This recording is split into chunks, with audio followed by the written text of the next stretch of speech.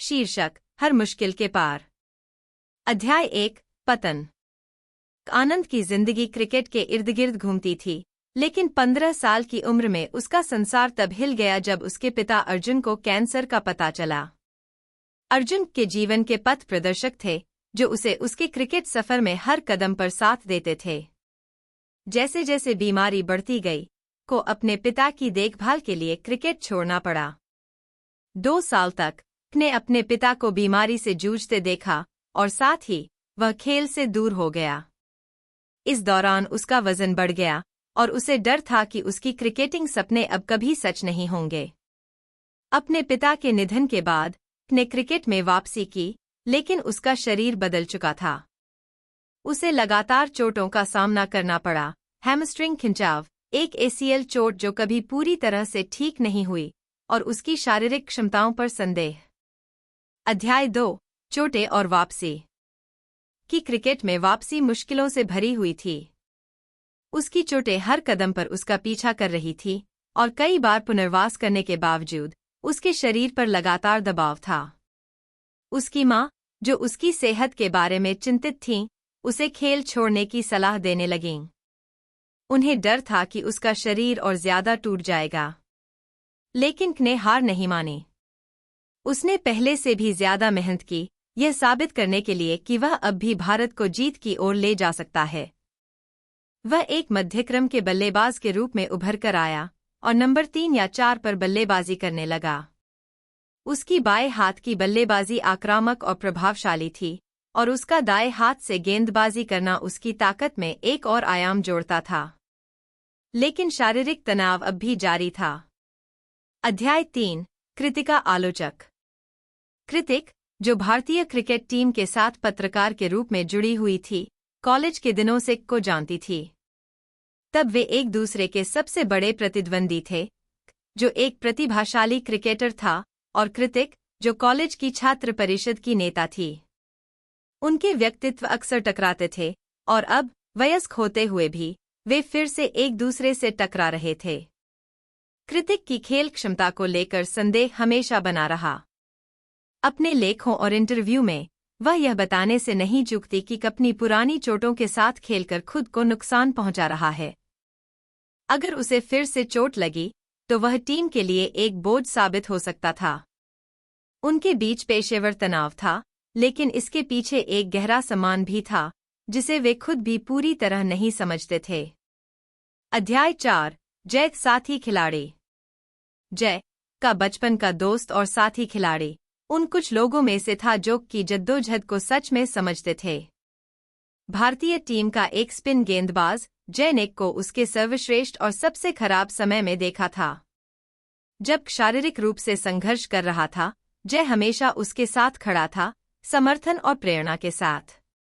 जय के साथ का रिश्ता विश्वास पर टिका था।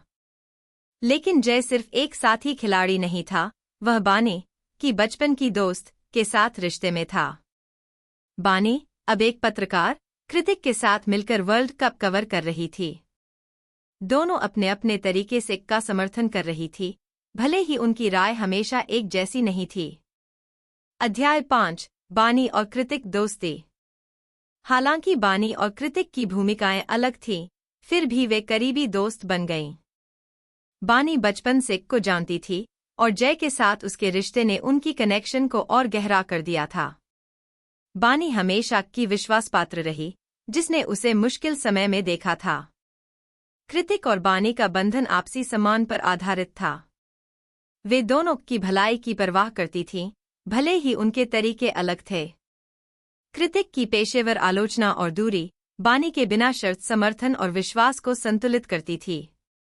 अध्याय 6 विश्व कप यात्रा। कप्तान के रूप में की नेतृत्व क्षमता विश्व कप के दौरान लगातार परखी गई। भारत ने पिछले 16 साल से वर्ल्ड कप नहीं जीता था और हर बार नॉकआउट में हारता रहा था, इसलिए ट्रॉफी जीतने का दबाव बेहद था। कि मध्यक्रम में बल्लेबाजी महत्वपूर्ण थी, और भले ही उसका शरीर कभी कभी कमजोर पड़ता, उसका मन हमेशा तेज रहता। हर मैच उसके कौशल और धैर्य की परीक्षा था।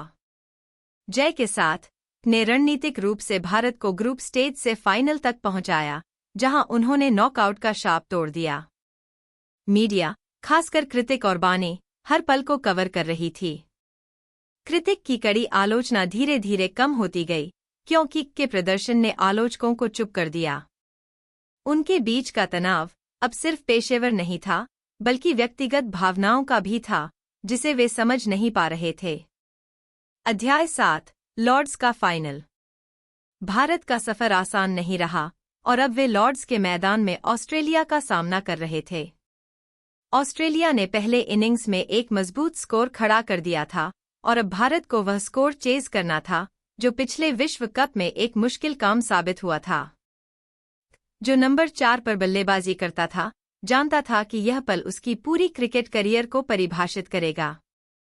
ऑस्ट्रेलिया ने जबरदस्त लड़ाई लड़ी थी और के शरीर में चोटों की यादें अभी भी ताजा थीं। लेकिन वह जानता था कि अब वह पीछे नहीं हट सकता, जबकि वर्ल्ड कप सिर्फ एक कदम दूर था। भारत की पारी शुरू होते ही पूरे स्टेडियम में तनाव साफ महसूस किया जा सकता था। ने अपने बाएं हाथ से आक्रामक बल्लेबाजी की और टीम की जिम्मेदारी अपने कंधों पर उठा ली। ऑस्ट्रेलिया के गेंदबाजों ने उन्हें हर तरह से परखा, लेकिन उनके अनुभव और दृढ़ संकल्प ने उन्हें हर मुश्किल से उबारा। जैसे जैसे पारी आगे बढ़ी, रन रेट बढ़ता गया, लेकिन शांत और धैर्य के साथ खेलते रहे। वह एक एक रन जोड़ते रहे, साझेदारियां बनाते रहे। उन्होंने ऐसी महत्वपूर्ण शॉट्स खेले जो न सिर्फ भारत की उम्मीदें जीवित रखे हुए थीं, बल्कि पूरे मैच का संतुलन उनके पक्ष में कर दिया था। अध्याय 8, निर्णायक क्षण। जैसे जैसे अंतिम ओवर नजदीक आते गए, भारत धीरे धीरे जीत के करीब पहुंच रहा था, लेकिन ऑस्ट्रेलिया के गेंदबाजों ने आखिरी समय में अपनी ताकत बढ़ा दी। तनाव अपने चरम पर था, क्योंकि भारत को अब जीतने के लिए पूरी सूझबूझ से खेलना था। का शरीर दर्द में था, उनकी हैमस्ट्रिंग जल रही थी और पुरानी चोटों की यादें उन्हें सताने लगीं। लेकिन उनका मन दृढ़ था। यह वही क्षण था जिसके लिए उन्होंने अपनी पूरी जिंदगी मेहनत की थी, और अब कोई दर्द या संदेह उन्हें रोक नहीं सकता था। मैच आखिरी ओवर तक खिंच गया और अभी भी क्रीज पर थे। उन्होंने कुछ सावधानी से भरे शॉट्स खेले और भारत जीत के और करीब आता गया।